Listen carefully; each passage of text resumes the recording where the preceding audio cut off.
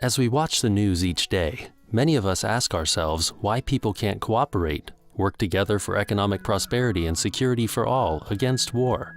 Why can't we come together against the degradation of our environment? But in strong contrast to this, the central question in the study of human evolution is why humans are so extraordinarily cooperative as compared with many other creatures. In most primate groups, competition is the norm, but humans form vast, complex systems of cooperation.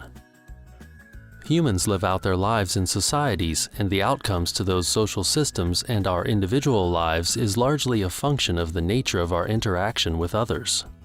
A central question of interest across the social sciences, economics, and management is this question of how people interact with each other and structures of cooperation and conflict that emerge out of these. Of course, social interaction is a very complex phenomenon.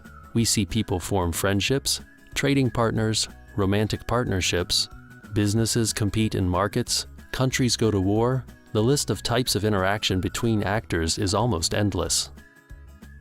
For thousands of years, we have searched for the answers to why humans cooperate or enter into conflict by looking at the nature of the individuals themselves. But there is another way of posing this question, where we look at the structure of the system wherein agents interact and ask how does the innate structure of that system create the emergent outcomes. The study of these systems is called game theory. Game theory is the formal study of situations of interdependence between adaptive agents and the dynamics of cooperation and competition that emerge out of this.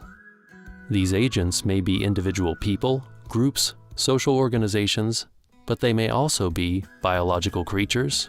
They may be technologies. The concepts of game theory provide a language to formulate, structure, analyze, and understand strategic interactions between agents of all kind.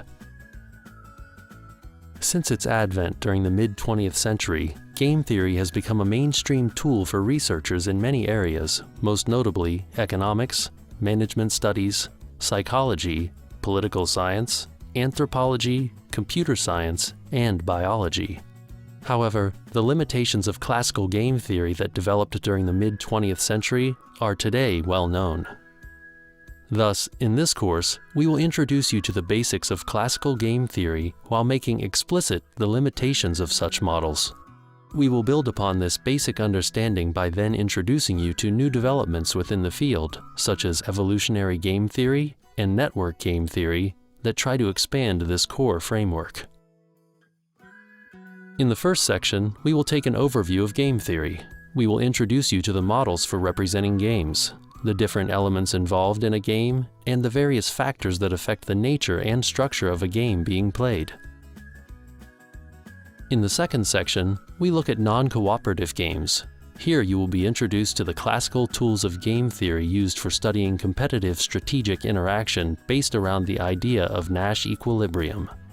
We will illustrate the dynamics of such interactions and various formal rules for solving non-cooperative games. In the third section, we turn our attention to the theme of cooperation. We start out with a general discourse on the nature of social cooperation before going on to explore these ideas within a number of popular models, such as the social dilemma, tragedy of the commons, and public goods games. Finally, talking about ways for solving social dilemmas through enabling cooperative structures. The last section of the course deals with how games play out over time as we look at evolutionary game theory. Here we talk about how game theory has been generalized to whole populations of agents interacting over time through an evolutionary process to create a constantly changing dynamic as structures of cooperation rise and fall.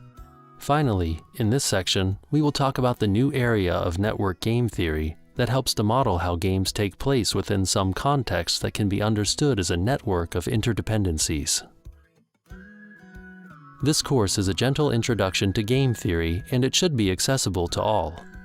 Unlike a more traditional course in game theory, the aim of this course will not be on the formalities of classical game theory and solving for Nash equilibrium, but instead using this modeling framework as a tool for reasoning about the real-world dynamics of cooperation and competition.